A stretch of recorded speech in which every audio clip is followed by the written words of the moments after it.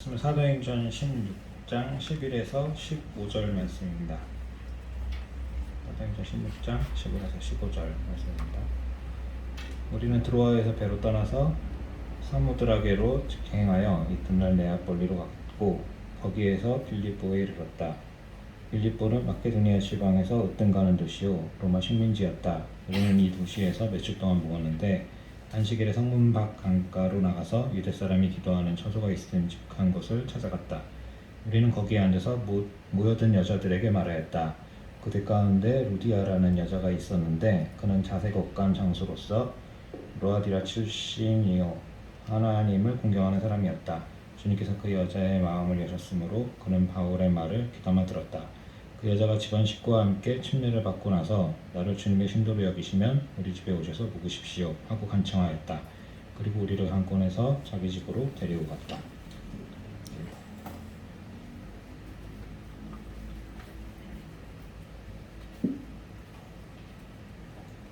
저희 교회도 시작 때부터 이재호 성사님과 함께 기도하고 사에게 저희가 마음을 같이 할 수 있어서 참 감사하고 기뻤습니다. 그죠? 그리고 오늘은 사도행전 16장인데 이게 바울과 실라와 디모데하고 누가가 같은 2차 전쟁이죠. 지금 드로아에서 마케도니아로 환상을 봐서 배를 타고 그 사모드라게는 그 조그마한 게 얘는 그 포인트를 빛이 먹어가지고 원시적인 방법으로 가져왔습니다. 사모드라게 섬입니다. 그 사모드라게 섬을 거쳐서 네아폴리에 갔다가 빌립보에 갔습니다. 이 사모드라게는 이 아래 사모섬이라고 지금도 관광지로 유명한 건데 피타고라스가 태어난 섬이 사모섬입니다. 이 사모드라게는 그 사모트라키라고 지금 지명은 사모트라키아예요. 트라키아인들이 발견한 섬, 트라키아인들이 발견한 사모스에서 사모드라게, 지금은 사모트라키 그렇게 부릅니다. 그리고 이 루디아가 이 두아디라 출신이죠. 이 두아디라가 옛날 지명이 루디아 왕국이었습니다. 그래서 그래서 루디아라고 불렀고요. 이렇게 이제 드로아에 출발해서 사모드라게 타면 아마 1박 정도 잠깐 들렸다 갔을 것 같아요. 배편을 갈아타고 네아폴리 갔다가 빌립보로 갔습니다.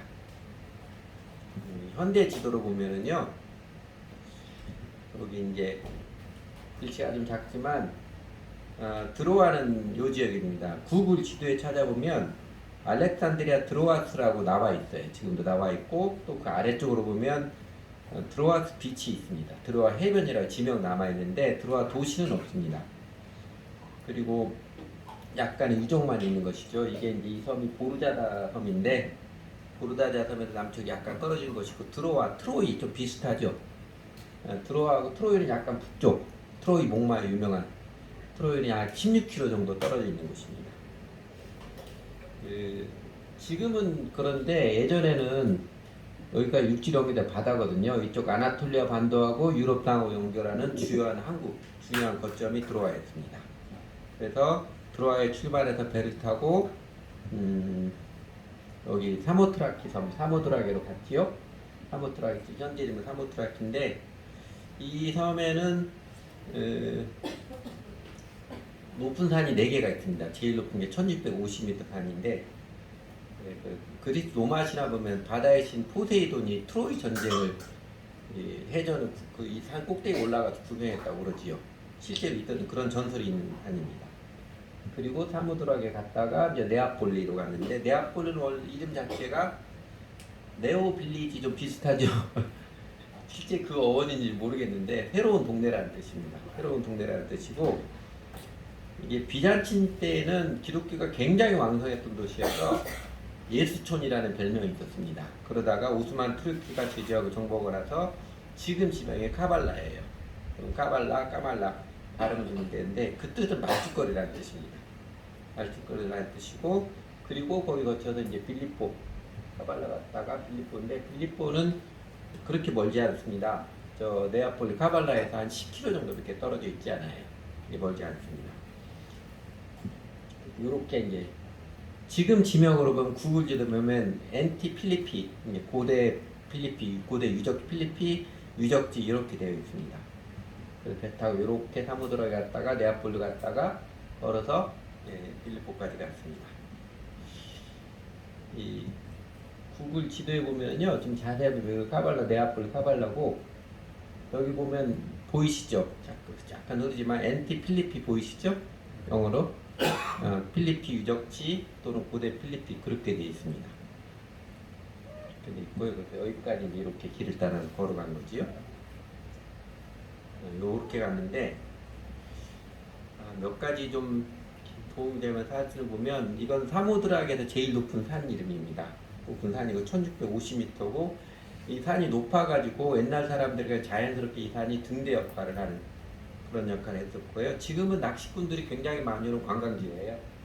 지금도 보면 낚시꾼들이 배들이 많이 있고 특이한 건 이 사무들에게 바울이 잠깐 거쳐서 갔는데 저 섬 안에 이게 그 바울 기념 성소입니다. 바울 기념 성소가 돼 있어요.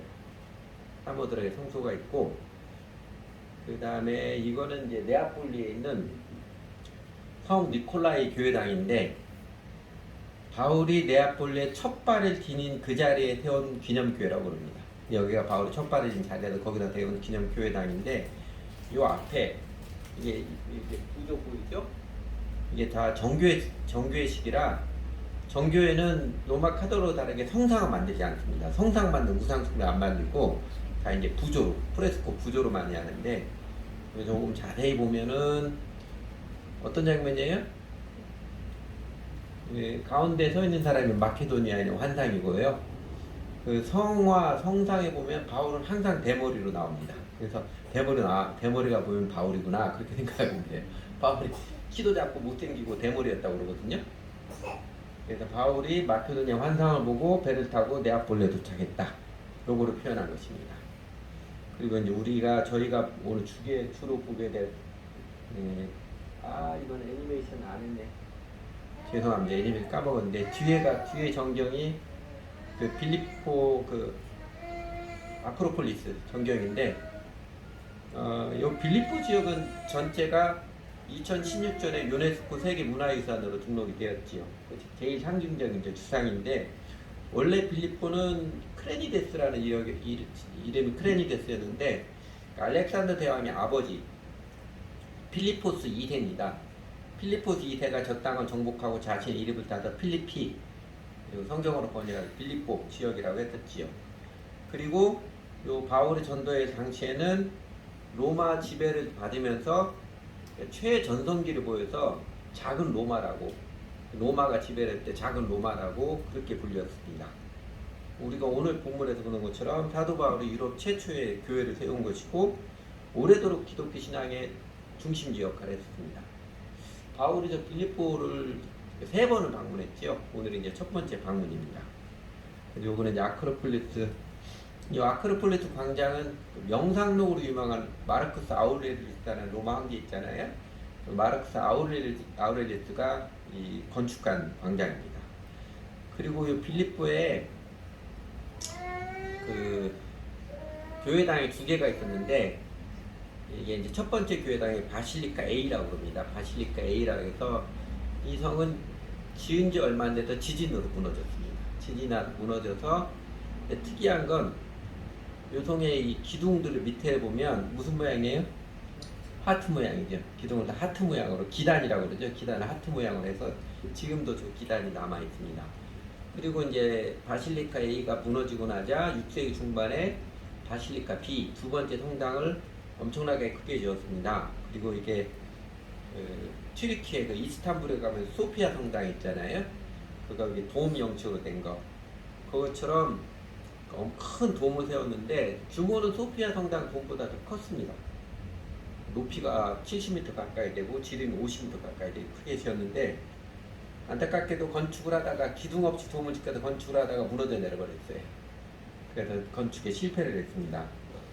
콘스탄티노플이 그 소피아 성당, 콘스탄티노플 때 소피아 성당을 지었을 때 요 빌립보의 그 바실리카 B 이 실패를 교훈 삼아서 소피아 성당은 무너지지 않고 커다란 돔을 세웠다고 그럽니다. 그리고 이거는 이제 바울이 루디아를 만났던 강가인데 이 강 이름이 겐자이트 강입니다.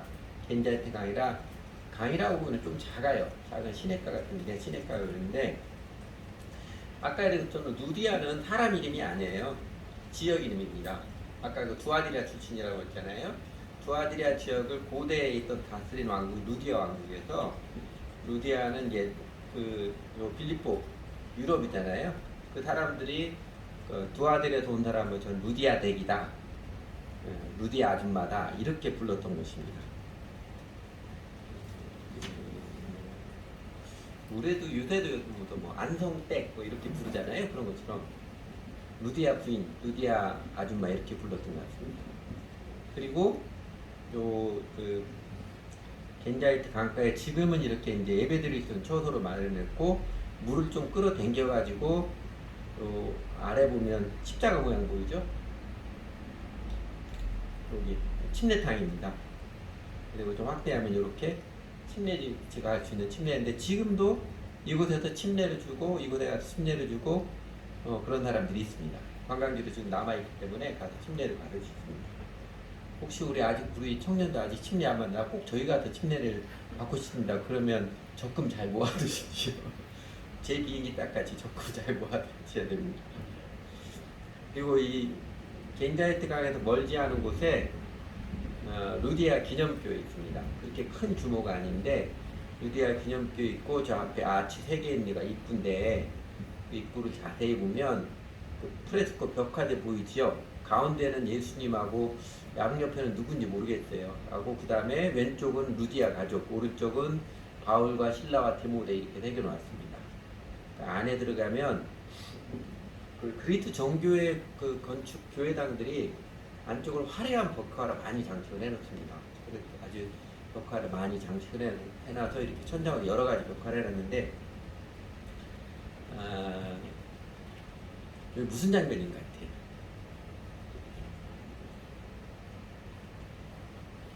요 벽화의 장면, 머리 뒤에 이렇게 후광 있는 사람들, 가운데 여자는 루디아겠지요?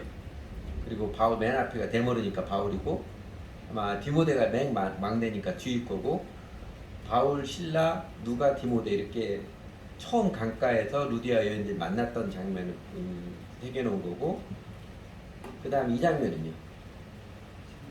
루디아 가족들이 침례받는 장면을 새겨놓은 것입니다.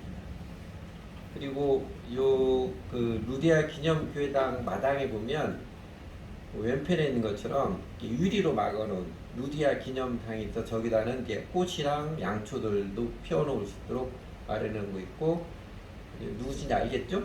대머리? 그 기념교회당 안에 부조로 되어 있는 이제 바울상이고요. 그 다음에 스테인드 같은데 이거는 바울과 루디아가 아니라 바울과 누가입니다. 이렇게 두루마리 펼치고 있잖아요. 그래서 사도행전 이렇게 입간 누가의 모습이 있고 그 다음에 이게 바울과 신라가 같이 있던 감옥이라고 이렇게 알려져 있습니다. 그래서 저 철문 안쪽으로 들어갈 수 있는데 안쪽에 들어가면 이렇게 감옥되어 있습니다. 이런 거 보면 한번 우리 교회도 돈을 좀 적금 모아가지고 성지순례 가도 재밌을 것 같아요. 그죠? 예루살렘도 가고 그리스, 터키 이런 데 성지순례 가면 참 재밌을 것 같아요. 제가 이렇게 갑자기 지도를 많이 사진을 많이 보여주는 건요. 오늘 본문에서 전할 메시지가 짧기 때문에 그렇습니다. 여러분 보시는 것처럼 드로아에서 출발해서 사모드락의 섬을 거쳐서 네아폴리 유럽 땅에 첫 발을 내딛는 바울 선교팀이 곧바로 마케도니아 최대의 도시, 당시 작은 로마라 불렸던 이제 빌립보 도시로 나아갔지요. 며칠 여장을 풀어서 이 낯선 땅에 복음을 전할 계획을 함께 도모하고 그리고 의논을 하면서 그래도 이전에 유대인들의 회당을 그 전도의 교두보로 삼았던 것처럼 혹시 이 땅에도 유대인들의 회당이 있는지 아니면 격식을 갖춘 회당은 아니더라도 유대인들 함께 모여 기도하는 처소가 있는지 보기 위해서 성문 밖에 강가로 나아갔습니다. 유대인들은 회당을 항상 강가에 짓곤 했습니다. 이유는 물로 청소하기 편하기 위함입니다.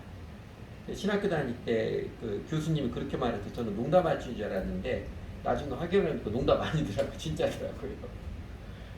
진짜로 강에서 물을 쉽게 기도하다 청소 잘하기 위해서 강가에 되었습니다. 유대인들이 회당을 지으려면 유대교를 믿는 남자 10명이 있어야 회당을 지을 수가 있었습니다. 한두 사람이 돈 많다고 지을 수 있는 게 아니었어요. 그러니까 빌립보에 회당이 없었다는 것은 그 지역에 유대인들이 별로 없었다는 것이지요. 그러니까 바울침도 강가에서 유대인들의 회당이나 기도처를 발견하지 못하고 혹시 기도할 만한 처소가 있을까 하고 찾아갔습니다. 그래서 그 강가에 루디아 모여든 여자들이 하나님을 공경하는 사람이라서 함께 기도하기를 강가로 모였는지 아니면 그냥 강가로 나왔다 우연히 만났는지는 정확하지 않습니다. 근데 만났죠. 그러니까 어머 못 보던 분들이네요. 여기 사시는 분들 아니시지요. 어디서 오셨어요? 인사를 하고 이야기를 하다가 바울과 선교팀 사람들, 뭐 신라, 디모데 이 사람들이 그냥 건들면 복음이 튀어나오는 사람들이잖아요. 건들면 복음이 튀어나오는 사람들이라 자연스럽게 그 강가인들에게 예수 그리스도를 전했습니다. 그리고 그 여인들 가운데 하나님께서 준비해 주신 사람이 있었습니다. 루디아죠. 아까 말했던 것처럼 루디아 아줌마였는데 원래 그 두아디라 출신이어서 그쪽 지역은 그 아나톨리아 반도, 소아시아 지역은 유대교도 많이 퍼져 있었고 하나님에 들어오고 하나님 경외하는 사람이었고 아마도 강가에 기도하러 나갔다 바울을 만나지 않았을까 싶습니다. 그리고 루디아를 소개하면서 자색 옷감 장소였다고 그러는데 옛날에는 염색들이 발달하지 않았기 때문에 자색 옷감 장소는 우리나라 조선시대 고려시대인데 비단위 장사 왕서방 그러잖아요. 돈 많은 사람, 돈 많은 중국 사람 하듯이 대단한 부자였을 것입니다. 아마도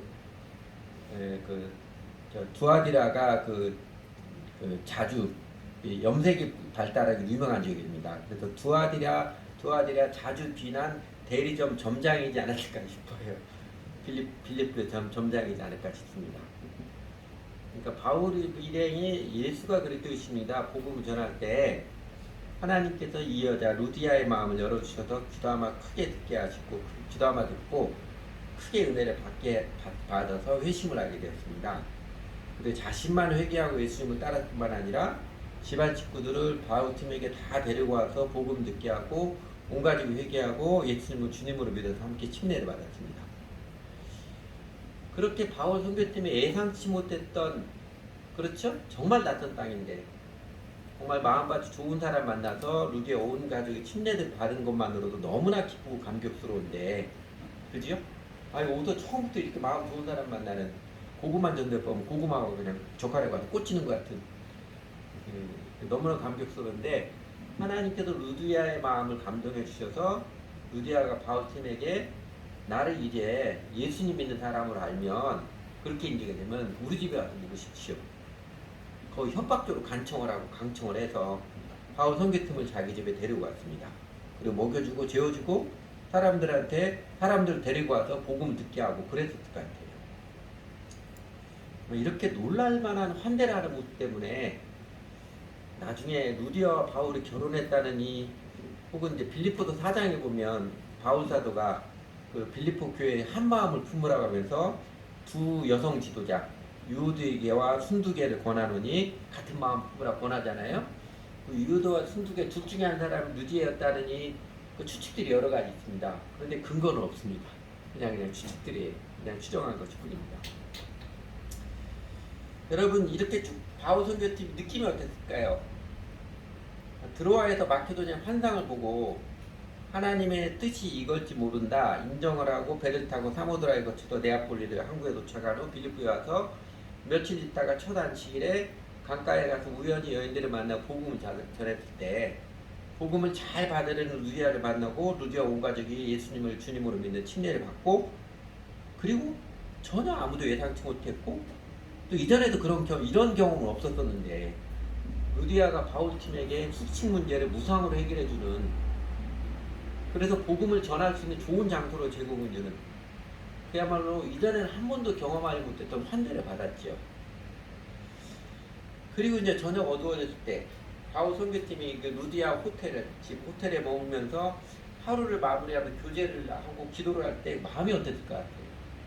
여러분들 같은 마음이 어떨 것 같아요? 우리는 뭐 우리 교회 단기 선교 가본 지 그러겠지만 단기 선교 가서 쫄쫄이 굶고 잠 못 자고 아주 열악한 환경에서 자꾸 생각하는데 너나 두 사람이 뭐 1등 호텔에 있게 하고 온갖 먹을 것 다 갖다 주고 오니까 그런 느낌이 어떨까?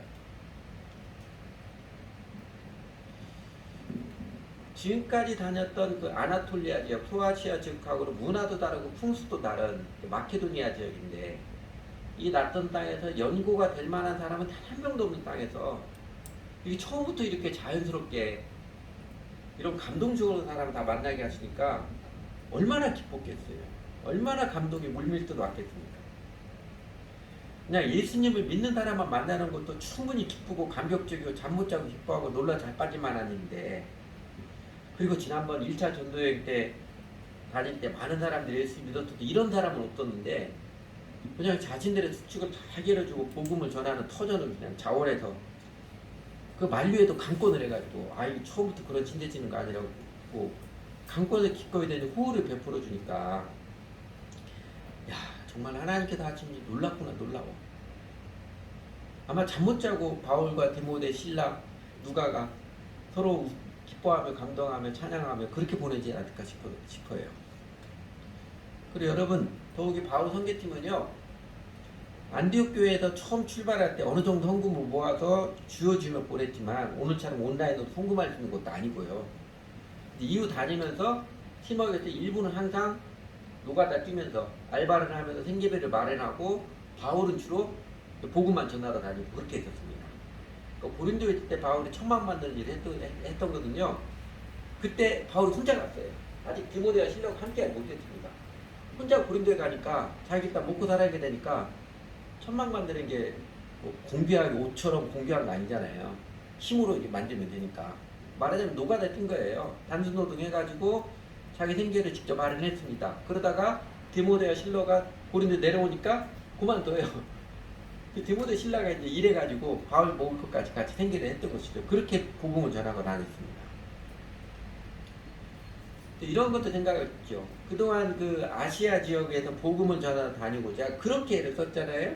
애를 썼지만 번번이 막혀서 마음이 답답하고 이게 일이 잘 안 되면 바울이 그랬든지 안 그랬든지 우리는 좀 그러잖아요. 바울의 마음에도 우리들처럼 혹시 내가 잘못 온 건 아닐까?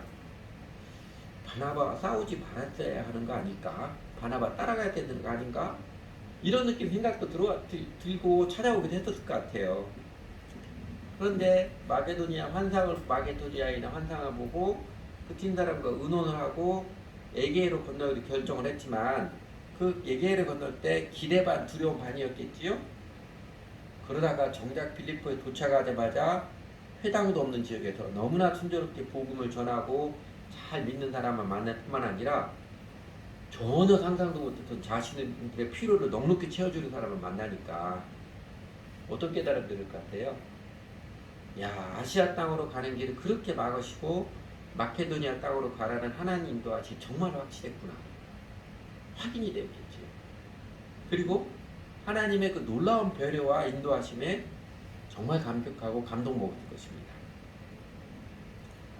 이렇게 하나님께서는 바울 선교팀에게 새로운 도전하라는 바울 선교팀에게 새로운 은혜를 내려주시며 색다른 감동의 손길을 체험케 해주셨습니다. 그러므로 오늘 바울 선교팀에 들어와서 빌립보까지의 여정, 빌립보에서의 첫 사역의 이야기를 통해서 저희가 기억하고 싶은 메시지 딱 이 한 가지입니다.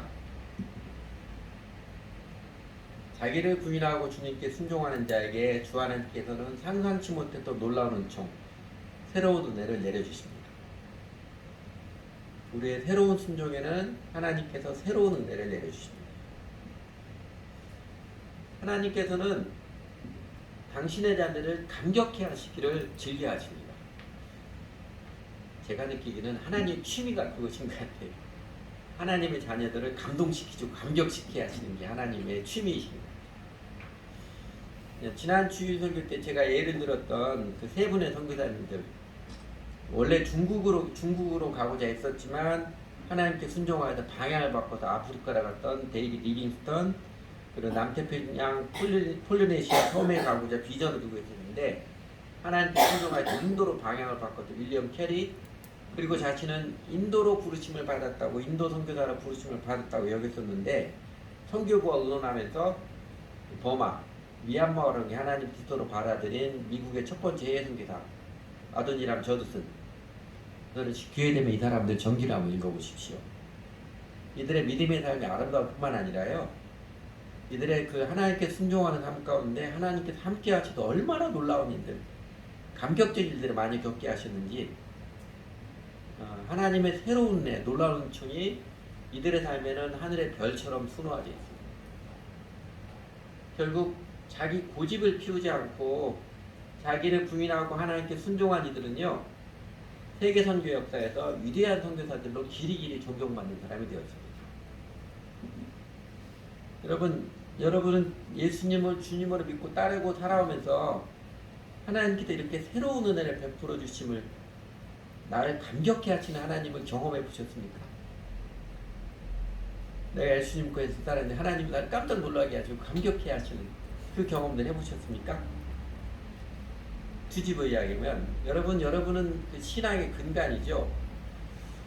자기를 부인하며 주 예수님을 따르고 있습니까? 아니면 혹시 여전히 내 반성, 내 타성, 내 고집과 아집으로 그냥 신앙생활, 교회생활, 종교의 생활 뭉개고 있지는 않나요? 제가 작년 감사할 때 좀 말씀을 드렸었는데 한 번 더 이야기를 드리겠습니다. 우리 교회에도 하나님께서 새로운 은혜, 우리를 감격해 하신 손길들이 꽤 많았습니다. 이재호 선교사님 부부 오셔서 보니까 우리 교인들 왜 이렇게 적어졌나 그러지요.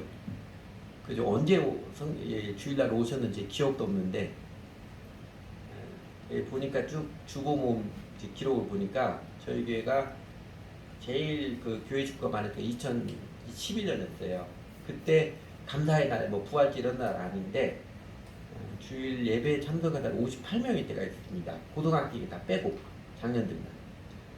근데 지금 저희 실질적인 정교인 10명이에요. 아직 정교인 아니고 구도자, 청년들과 구도자를 배운 사람이 5명인 거예요.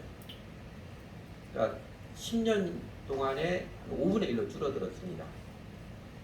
근데 그런 과정 거치면서요, 물론 그 이전에도 그랬지만, 제가 하나님 앞에 기도로 나오면, 어쨌든 이제 새로운 교회를 해보자 해서 시작을 했는데, 예수 믿는 게 교회가 이런 게 아닌데, 사실은 이래야 되는데, 계속 확인이 되었습니다. 그런데 그렇게 신앙의 양심에 정직하게 결단한 용기 같은 거 별로 없었어요. 그래서 대충 하다가, 결국은 마침내 하나님 말씀 한번 정직해보자. 그래서 이제 영어로 로드시 셀베이션. 예수 믿는 거 명확히 하자. 예수 믿는 거 그렇게 간단하고 널널한 거 아니다.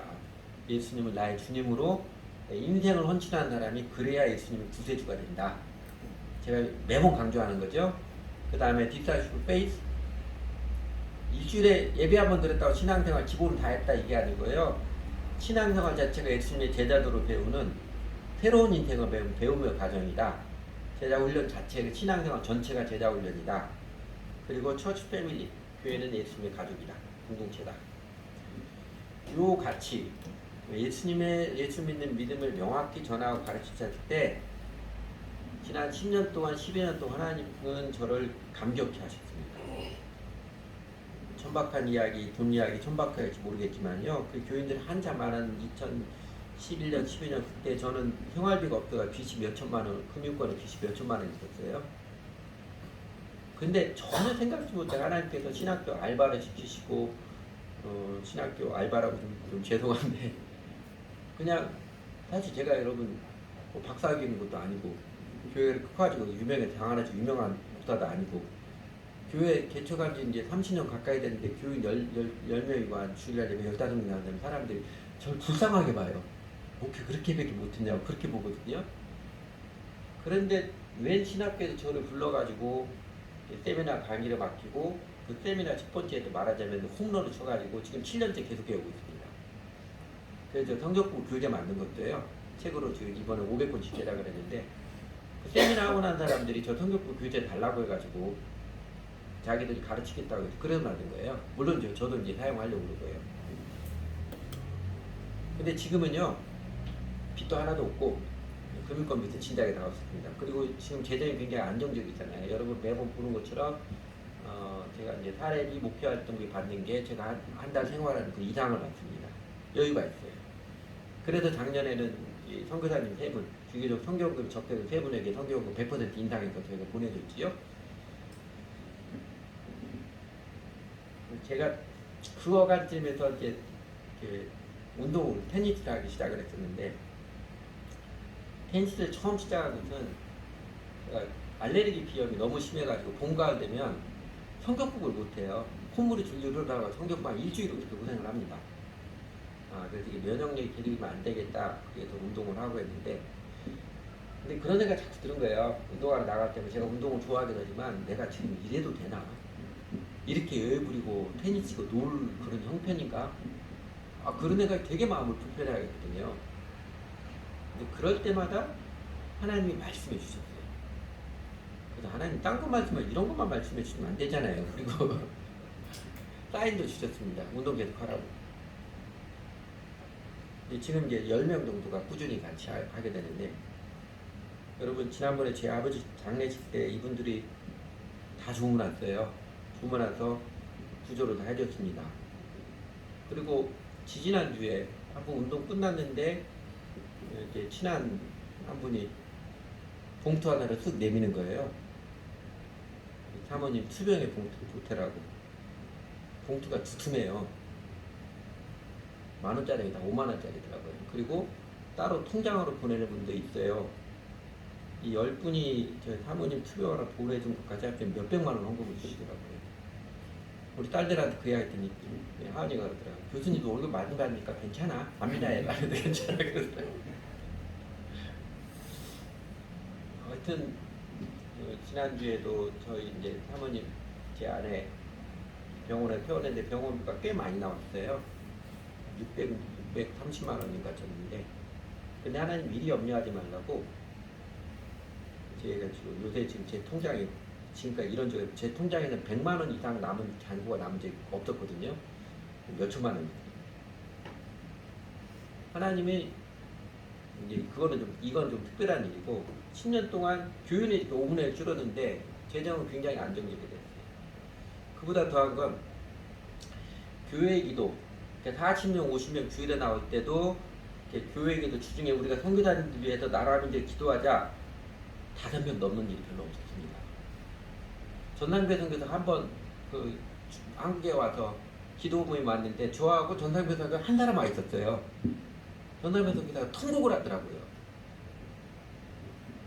2, 3명 기도할 때도 많을 거예요. 그러니까 아무리 생각해도 우리가 우리 필요만 막 간절히 애써도 기도한 이거보다도 교회라면 당연히 하나님 나라가 있다면 이게 맞아요. 제가 아무리 검토를 해도 사람들이 그러니까 사람들이 안 오지.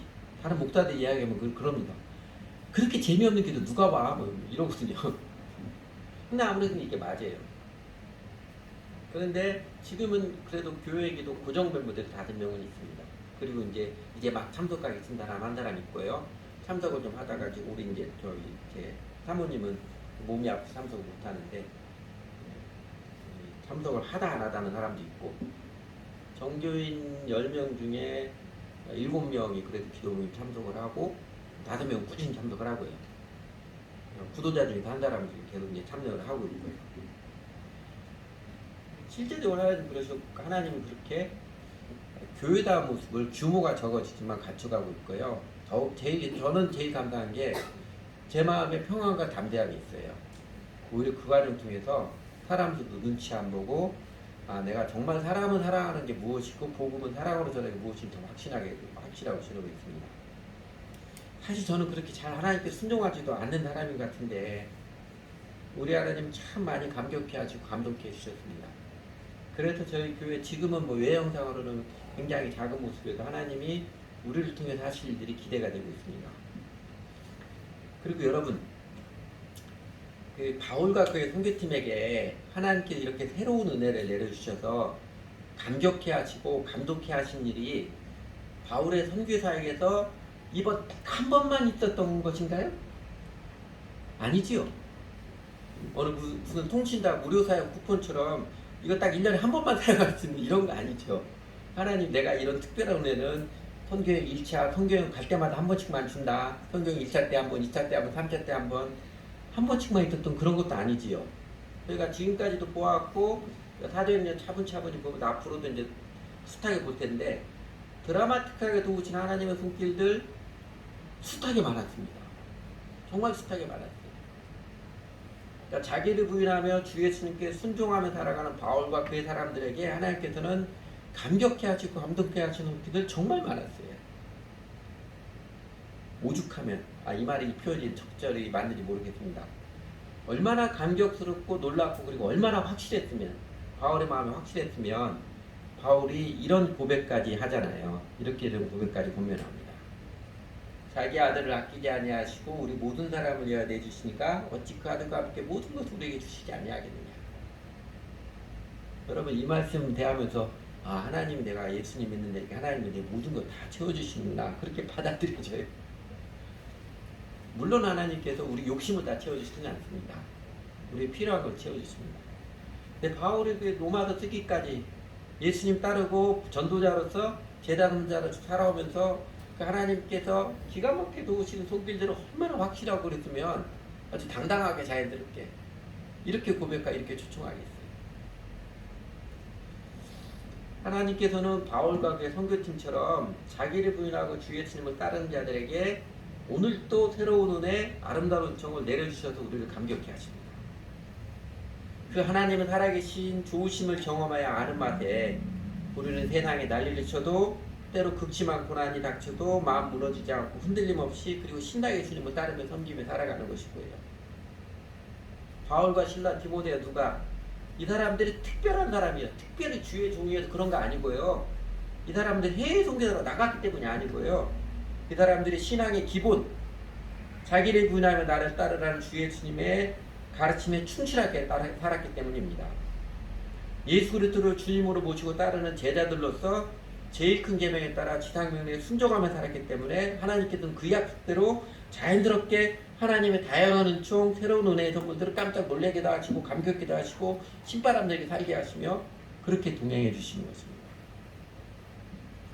저희 모두가 그 새로운 은혜, 놀라운 은총의 손길도 누리며 살아가면서 주일이면 모여서 그 간증들을 기쁘게 나누는 즐거움의 장이 펼쳐졌으면 좋겠습니다.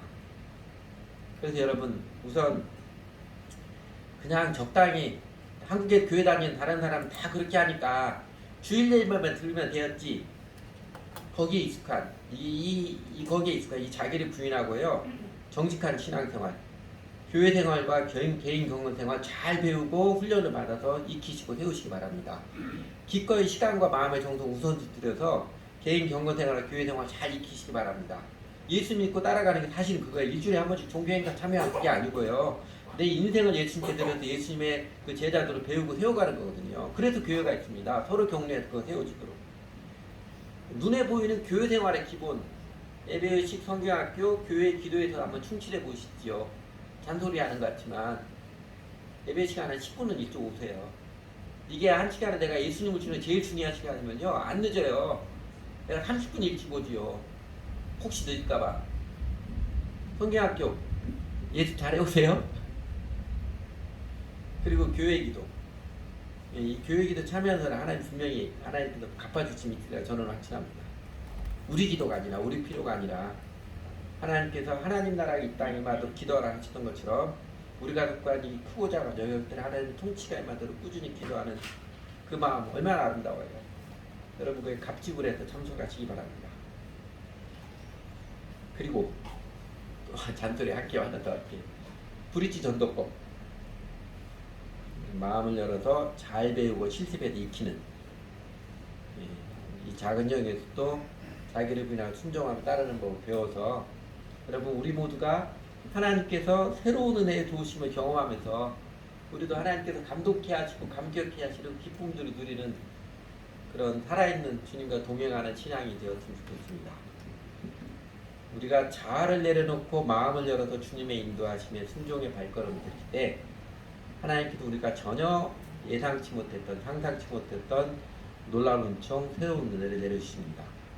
자기를 부인하고 주님께 순종하는 자에게 주 하나님께서는 상상치 못한 놀라운 은총, 새로운 은혜를 확실하게 내려주십니다.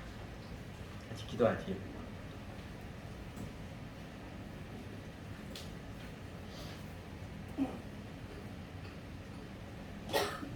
좋으신 하나님, 주 예수님께서 십자가에서 그 극진한 사랑과 부활의 그 큰 권능을 내려주셔서 예수님을 주님으로 모시고 따르기 원하는 자에게마다 기꺼이 예수님이 주님이 되어주시고 선한 목자가 되어주셔서 감사드립니다.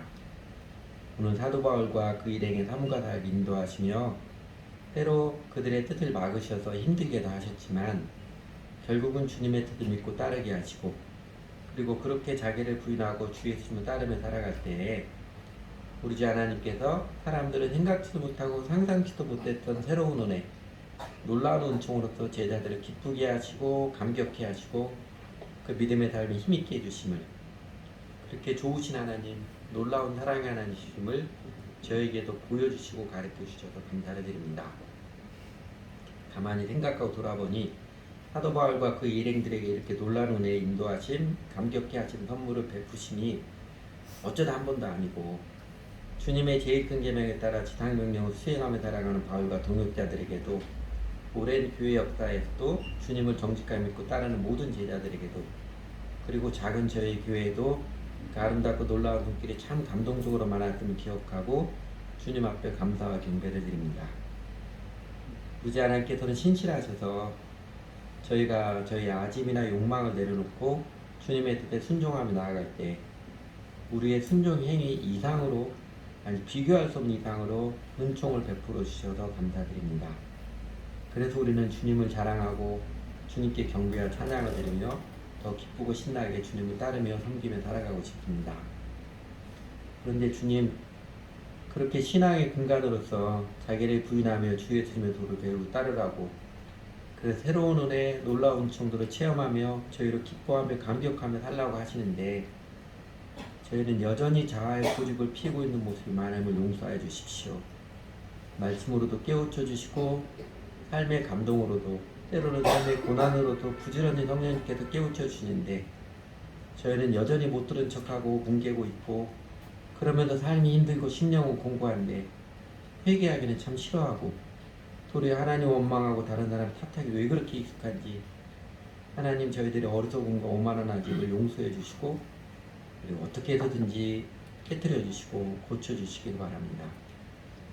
하나님 아버지, 이제는 마음을 열어서 주님의 도를 부지런히 배워서 알고 깨어서 하나님의 뜻을 겸손히 분별해가며 날마다 자기를 부인하고 저희들의 십자가를 지며 주님께 순종, 주님을 따르기를 굳건히 선택하고 들어가서 저희도 일상의 삶에서 주 하나님께서 놀라운 은총의 손길, 새로운 은혜로서 저희와 함께 하심을 날마다 체험하며 알고 싶습니다.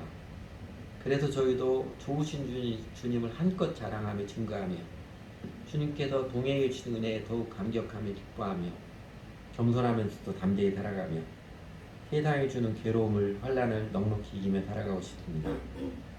저희도 바울처럼 삶의 처음의 고백으로서 자기 아들을 아끼지 아니하시고 우리 모든 사람을 내어주니까 어찌 그 아들과 함께 모든 것을 우리에게 주시지 않겠느냐, 하나님 우리에게 필요한 것을 다 주시더라, 그렇게 고백하며 살아가는 믿음의 인생 즐거이 들어가며 이웃들에게 복음을 전하며 살아가고 싶습니다.